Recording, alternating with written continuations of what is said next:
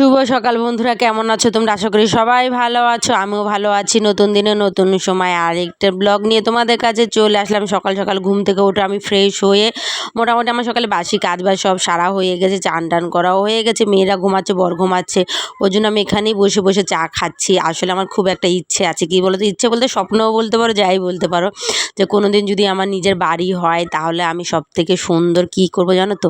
সব থেকে সুন্দর আমার মন মতন আমি রান্নাঘরটা করবো। দেখো, রান্নাঘরটা থেকে আমার শুরু হয় দিন আর শেষও হয় দিন। আর রান্নাঘরটা আমার ভালোও লাগে। দেখো, জানলাটা আছে সামনে, তোমার জানলাটা খুলে দিলে একটু আরও একটু ভালো হয়, আলোটা আসলে। তাই ভাবছি যে জানলাটা একটু খুলে দিই বেশি করে, তার আলোটা সামনের দিকে পড়বে। হয়তো কোনো তো পুরো বন্ধ করা ছিল, তাও কদিন ধরে তো একটু বৃষ্টিও হচ্ছে খুব, আর ওয়েদারটা এখন একটু কিরকম চ্যাপটা চ্যাপটা গরম লাগছে, আঠা আঠা গরম লাগে। তাই এদিকে তো আমার চা খাওয়া হয়ে গেলাম, চাটা খেয়ে নিলাম। চাটা খাওয়ার পরে এখন ঘরে যাব, দেখবো ওরা উঠেছে কি না, তারপরে বাদ বাকি কী করি না করি সেগুলো আমি তোমাদের সাথে শেয়ার করব। আসলে ভালো থাকাটা নিজের উপরে। সবাই বলে তুমি যদি ভালো থাকবে কি খারাপ থাকবে সেটা তোমার উপরে। হ্যাঁ, কিছু কিছু ক্ষেত্রে, আবার কিছু কিছু ক্ষেত্রে না। যেরকম ধরো তোমার ভালো থাকাটা, তোমার অনেকে আছে যে আমার শুধু লাগবে, এটা চাই ওইটা চাই, এটা লাগবে সেটা লাগবে, সে কোনো দিন ভালো থাকতে পারবে না। আবার একটা আছে যেটা তোমার যেটুকু প্রয়োজন আছে সেটুকুকে যে খুশি হতে পারে, যেটুকু দরকার আছে সেই দেখবে ভালো থাকে। তার মধ্যে আবার আরেকটা ভালো থাকা খারাপ থাকা আছে আমাদের মেয়েদের জন্য, যেটা তোমার ধরো একটা মেয়ের বিয়ে হয়ে গেছে, সেই মেয়েটা শ্বশুরবাড়িতে সুখে নেই, তাও তোমাকে ওখানে থাকতে হবে। যদি তুমি মুখ বন্ধ করে তুমি যদি থাকো তাহলে তুমি খুব ভালো। আর যদি তুমি না তুমি দেখছো আমি এখন খুব কষ্টতে আছি, আমি এখান থেকে চলে যাবো, তুমি যদি চলে যাও, বাবা মেয়েটা তখন ডিভোর্সি বা ছেড়ে দিয়ে চলে এসছে, বরকে থাকতে পারেনি শ্বশুরবাড়িতে, নিশ্চয়ই মেয়েটা ভালো না, বাইরে কিছু আছে। তুমি দেখো মেয়েটার ভিতরে কি চলছে, সে ওখানে কীভাবে ছিল, কি হয়েছে না, আমরা কিন্তু আসলে কিছুই জানি না, তাই কি না? উপর দিয়ে আমরা সব কিছু বললি, এরকম কত কি ভেবে ফেলি একটা মেয়েকে নিয়ে আমরা, যে তোমার শ্বশুরবাড়ি থাকতে পারিনি। এরকম তো হতে পারে যে শাশুড়ি শ্বশুর ভালো না, বা ননদ ভালো না, বা তার সবাই ভালো আর ভালো, বর ভালো না।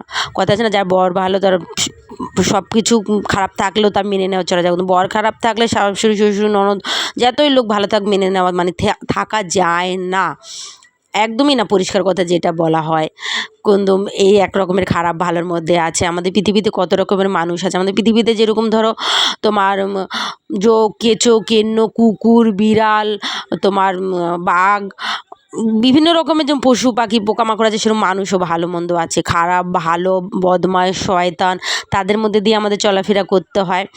তাই ক্ষেত্রে সেদিকে সব রকমের ভালো খারাপের দিকে আছে, এদিকেও ভালো আছে এদিকেও খারাপ আছে ভালো আছে, কত মেনে নেওয়া চলা যায় বলো, তাই না? যে কোনো জিনিসের একটা ধৈর্য থাকে। যখন একটা মেয়ে তোমার বাইরে যাচ্ছে, তোমার বাবা কাজে যাচ্ছে, মেয়েটা এখানে যায় সেখানে যায়, এত রাত্রে আসে, বাড়িতে থাকলে বসে থাকিস, কিছু করিস না, কিছু তো করে মা বাবার হাত বাটাতে পারিস, বা শ্বশুরবাড়িও স্বামীর হাত বাটাতে পারো। কাজের থেকে আসলে একটু লেট হলে, বাবা মেয়েটা কী কাজ করে কে জানে, এত দেরি করে ফিরে, কী জ্বালা বলো তো আমাদের জীবনটা। কিন্তু যারা সুখে আছে তো আছো, যারা কোনো ওরকম পরিস্থিতিতে পড়েছে বা আছে এখনও, কত কত মেয়ে এরকম, আমরা হয়তো বলি দেখো মেয়েরা লক্ষ্মী, মেয়েরা ভালো, কোনো দেখো এরকম এই লক্ষ্মীদেরই কত কষ্ট, তাই কি না? আবার যারা আমাদের কাছে দেখো, আমারও দুটো মেয়ে, আমরা তো খুব খুশি, আমার বড় খুব খুশি, আমাদের দুটো মেয়ে নিয়ে আমাদের কোনো সমস্যা নেই। কিন্তু জানি না ওদের কপালে কী আছে, ভবিষ্যতে কী আছে, কীরকম জায়গায় বিয়ে হবে, এই একটা চিন্তা হয়। সবাই তো আর এক না বলো। মেয়েদের দেবে তোমার শ্বশুরবাড়ি ভালো হলে, বর ভালো হলে, সে কোনো চিন্তাই থাকে না। যতদিন অবধি মানে একটা ঠিকঠাক জায়গা না পৌঁছে, মা বাবার চিন্তার আর শেষ থাকে না। সেরকমও ছেলের মাদেরও, ছেলেদের নিয়েও তো কীরকম মেয়ে নিয়ে আসবে, আমার সংসারটাকে ঠিকভাবে রাখবে কি না। দেখবে মেয়েদের তো বিয়ে দিলাম চলে গেল, কিন্তু যেই মানে ছেলের মা বাবারা মারা যতটা বলে, ছেলে থাকে বলে বাবা তোমার এত দুটো ছেলে তিনটে ছেলে, তখন বলে যে আমি শুনেছি এক গুরুজনের কাছে, যে যতটা ছেলে ততটা সংসার নাকি ভাগ হয়। কারণ এখন সব ছেলের বউরা তো এক জায়গায় থাকতে চায় না, না, দুটো ছেলে হলে দুটো ছেলে সংসার ভাগ হয়, তিনটে হলে তিনটে ভাগ হয়, চারটে হলে চারটে ভাগ হয়। আর যদি একটা থাকে তাহলে একটা সংসার থাকে। সবাই কিন্তু এখন মিলে ঝিলে কেউই থাকতে পারে না, খুব কম, 100-তে হয়তো 10 জন থাকে। আমার ক্ষেত্রে তো আমার নিজের চোখেও দেখা। আর কি বলবো, যাই হোক বন্ধুরা, অনেক কথা বলে ফেললাম। আমি এদিকে তো কী করলাম না করলাম রোববার দিনকারে, সেগুলো তোমাদের সাথে শেয়ার করলাম। সবাই লাস্টে কদিন ধরে আসলে গাছের আম খাচ্ছি, গাছের আমগুলো না খুব টেস্ট, একটা সেন্টই আলাদা। আমার বর কিনে নিয়ে এসছে, আসলে কার্বেটে দেওয়া থাকে তো সেরকম স্বাদ না, তাও খাচ্ছি আমি। তোমার মেয়েরও খাচ্ছে, আমার ছোটো মেয়ে বাবাকে খাইয়ে দিচ্ছে।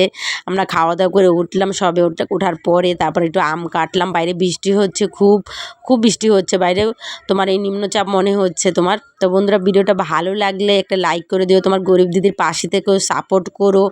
আমি জানি বন্ধুরা ভিডিওটা পুরোটা তোমরা দেখো কি না, হয়তো কেটে কেটে দেখো কিনা, ওই জন্য অল্প অল্প করে ভিডিও ছাড়ার চেষ্টা করি। আরেকটা কথা যেটা জানি না, যারা নাকি খুব ভালো করেই ভিডিও খুব সুন্দর দেখতে তাদের ভিডিও একটা দুটোতে ভাইরাল হয়ে যায়, আর যারা খুব খারাপ দেখবে তাদের ভিডিও খুব তাড়াতাড়ি ভাইরাল হয়ে যায়, আর যারা মধ্যমত হয়ে যায় আমাদের মতন তাদের ভিডিও সব কখনো ভাইরাল হতে চায় না। সেই সব ভিডিও যারা নাকি আছে ইউটিউবাররা সাকসেস হয় না। যেমন ধরো আমি 1 বছর ধরে ভিডিও করছি, এখনও সাকসেস হতে পারিনি, জানি না এরপর হতে পারবো কি না, কিন্তু মনের ভরসাতে বিশ্বাসে এখনও ভিডিও করে যাচ্ছি যে আজ না হোক একদিন হয়তো আমি সাকসেস হব। অনেকে হাসাহাসি করে, আমাদের নিজেদের লোকরা বেশি হাসাহাসি করে, তাই আমি তাও ভিডিও করছি। চলো টাটা বন্ধুরা, এরপর আবার অন্য সময় অন্য নতুন ভিডিও নিয়ে আবার আসবো।